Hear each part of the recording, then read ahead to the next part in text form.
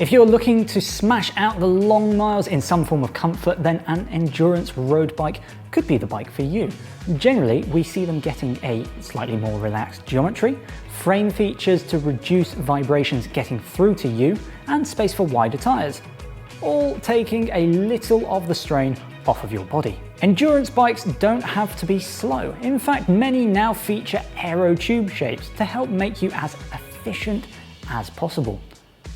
Here are 6 of the best endurance road bikes. Before we jump into today's video, remember to just like and subscribe if you want to see more like this.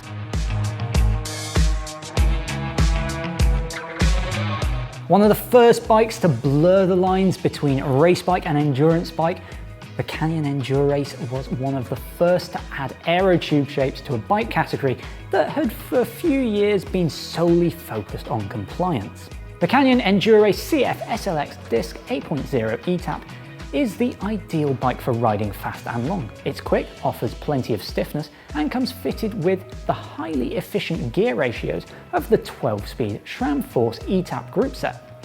It's a match made in heaven. Stiffness levels are high, which means you can either attack the hills seated or smash it out of the saddle. And when you've only got time for a quick blast of an hour or so, you can enjoy riding the Canyon hard.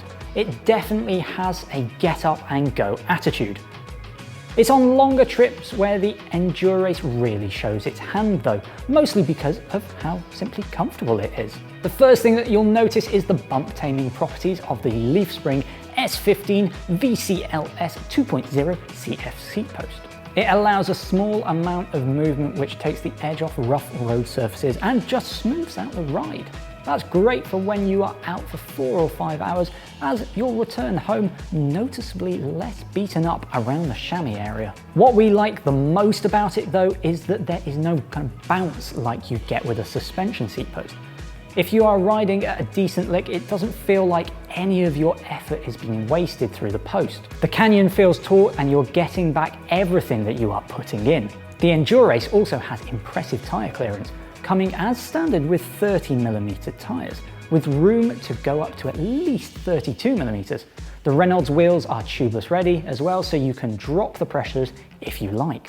When he tested it, Stu didn't. He likes the feel and feedback of a pumped up tyre, and even when swapping out the S15 post for a standard rigid carbon one, the CF SLX frame shows its ride quality.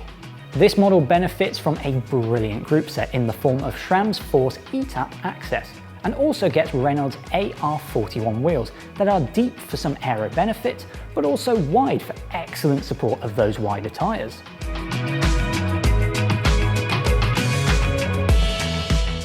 The 7000E tops the new SCULTURA endurance range from MERIDA and is a more relaxed, less aggressive version of its SCULTURA race bike.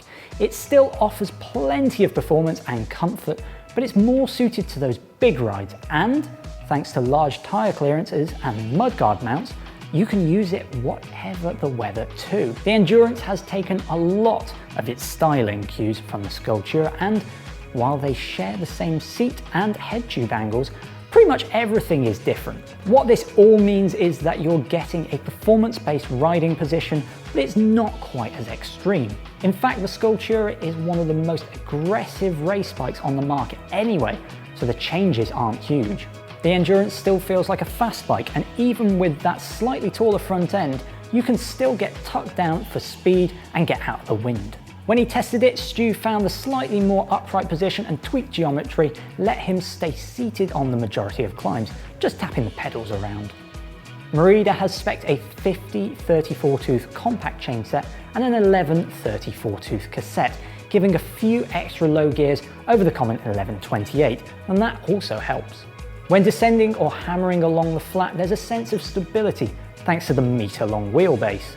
The Endurance feels well poised at speed and doesn't feel unsettled by rough road surfaces. Comfort is where the SCULTURA Endurance really excels though.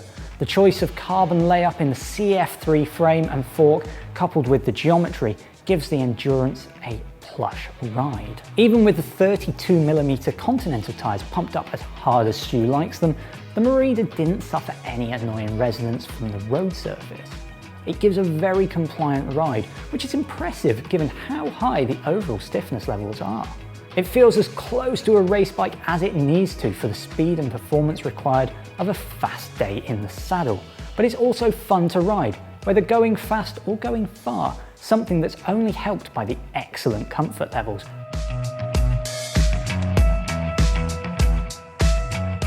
We love a titanium road bike, and the RIBBLE Endurance tie disc is one of the examples of this lovely material being used for a mile-munching road bike. RIBBLE has been very clever when it comes to the design of the endurance tie disc enthusiast. By using tube profiles that exploit the natural smooth ride feel of titanium, and geometry designed to offer the compact aero position of a race bike without the associated fast and sometimes twitchy handling, RIBBLE delivers a bike that you can ride quickly and comfortably, regardless of the distance. Bike designers and us testers often wax lyrical about the ride feel you can get from a titanium frame, but it's true, it's one of the best out there. Just like any frame material though, the tube profiles, wall thickness, and the way each tube interacts with the others all play their part. Get it right and your titanium frame will deliver a smooth ride that removes plenty of high-frequency road buzz while still feeling very, very stiff. Thankfully, RIBBLE has got it right. Long distances on the Enthusiast are a joy. You can really cover a lot of miles very quickly, and it'd make a great Audax or Sportive machine. But it's not just because of the comfort levels coming from the frame and fork. It's also to do with the geometry. Stu says that from the moment he got on board the RIBBLE, his position just felt right. If you look at the tube lengths, the geometry is actually more aggressive than you would normally find on an endurance style bike. For long flat efforts where Stu wanted to get a shift on, he was very comfortable, remaining reasonably aero without it being too extreme a position to bring on the lower back niggles or fatigue in his shoulders or wrists. He is getting on a bit though. Sorry Stu. The frame and fork also offers loads of feedback through the contact points too, so you really know what's going on beneath the tyres. The whole balance is just near as spot on as you want it. Bearing in mind that this bike can take mudguards and a rack, it's right for being ridden loaded up and or in bad weather conditions.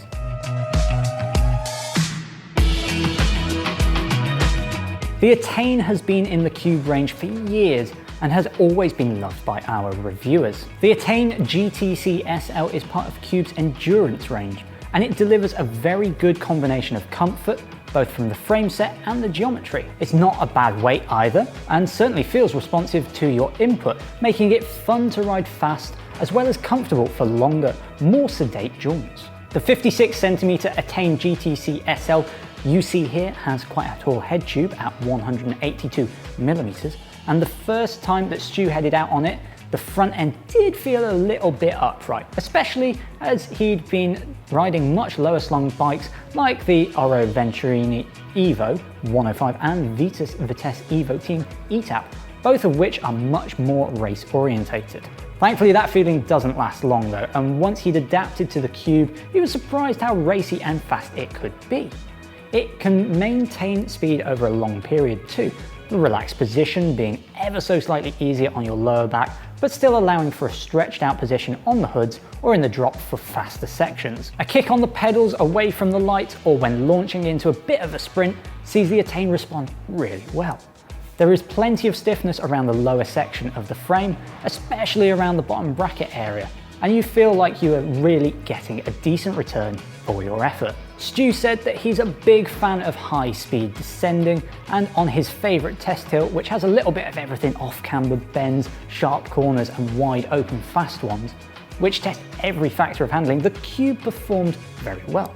Especially on the faster sweeping corners where you just need to pick a line and just, let the bike go. In the really tight testing chicane section, Stu said that he would have preferred a little bit more sharpness in the steering, but on the whole, it's not really anything that he'd criticise the ATTAIN for, considering its endurance DNA especially. The feedback through the frame and the fork is really good too, which helps you know what the tyres are up to on the road surface. You can feel if you are carrying too much speed as you enter a bend, and then you can respond to it before you get into trouble.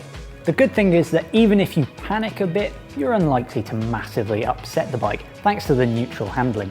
Cube has delivered a really good frame set that's relaxed enough in its geometry that you can really tap out the miles. But if you have one of those days when you really want to get out and just smash it about, it'll also deliver the fun factor.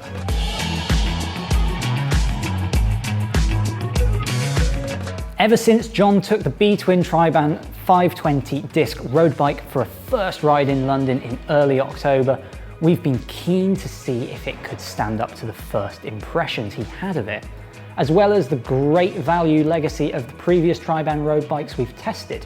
Our tester confirms that it really does, although riders used to or wanting a racier geometry probably should look elsewhere. The geometry thing is a really important point because it forms the basis of your entire ride experience. It defines the position range that you can attain, as well as having a fair impact on the handling.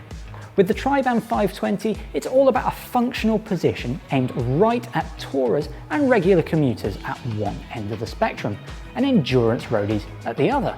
With a super tall head tube and compact top tube, the bike sits you relatively upright to your general entry-level race bike, or even a fair chunk of the endurance-specific market too. It fully justifies its do-it-all tag aside from the budding racers, who'll be better off opting for the equivalently priced Specialized Alley or something similar.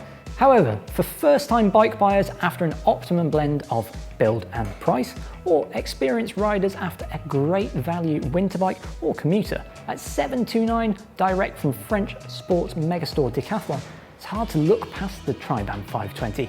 It really is. Cornering in any situation is confidence inspiring, and it rolls incredibly smoothly too. It takes poor road surfaces in its stride with a good amount of all-round compliance, keeping things comfortable. And as long as you stay in the saddle, it climbs moderately well too, especially for a bike weighing in at a fairly hefty 10.8 kg. Now, while it's in our 6 of the best list, it does have a couple of downsides. It is heavy for a road bike at 10.8 kg, and with the best will in the world, the relaxed geometry won't be for everyone, especially if you're a newcomer and you think that you might like to try racing or something similar. But for everyone else, it's a winner, and that's why it makes it into our 6 of the best list. From the entry level to the you can buy a car for that kind of money, well, sure, but does that car have electronic shifting and a carbon frame? Argument 1.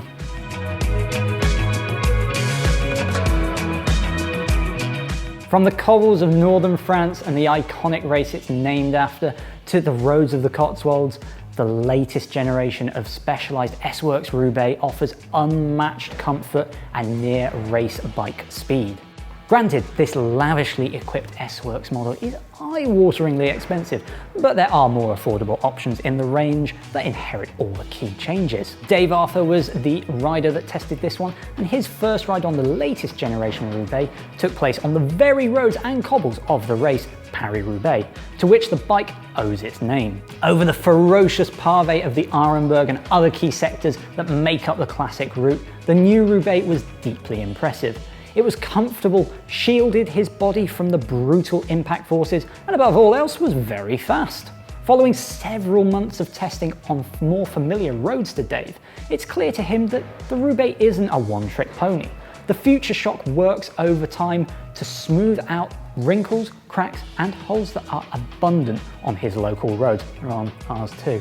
And on a stiff race bike, that can lead to a bumpy ride. The 20mm of suspension is buttery smooth and quiet during use too. You really don't notice it apart from the smoothness you're feeling through the handlebar, and when you look down to see the protective rubber boot being constantly squished. Should you come to a smooth road or a steep climb requiring some out of the saddle antics, the top dial lets you almost totally lock out the suspension. It's not completely solid, hit a big enough impact and the Future Shock will still work, but it's a lot firmer than open. It's an on-off dial. There are no levels of adjustment in there. When you first ride the Roubaix, you're forever turning the dial to suit different roads and situations. That said, Dave, after a few rides, however, realised it's better to just leave it open. There's no real trade-off to leaving it open all the time, other than full-bore sprints for a town sign, perhaps. The handlebar doesn't feel detached from the bike. It doesn't bob incessantly on the steep climbs. The Future Shock works particularly well on coarsely surfed roads, the sort where the top layer of tarmac is peeling away to leave a rubbery texture. It's like the road is being resurfaced ahead of you. The Future Shock delivers a level of smoothness that few bikes, even those with fat tyres, can match. As you'd hope on this model, the components on a bike north of 10 grand are equally brilliant, and SRAM Red's E-Tap axis also comes with a power meter built in. You could almost say that it's good value. Okay, well maybe we won't go that far. Endurance bikes, not boring at all, huh? Those were 6 of the best endurance road bikes, and if you like this video, then click the little like button. And don't forget to subscribe for more just like this. Thanks for watching, and we will see you next time.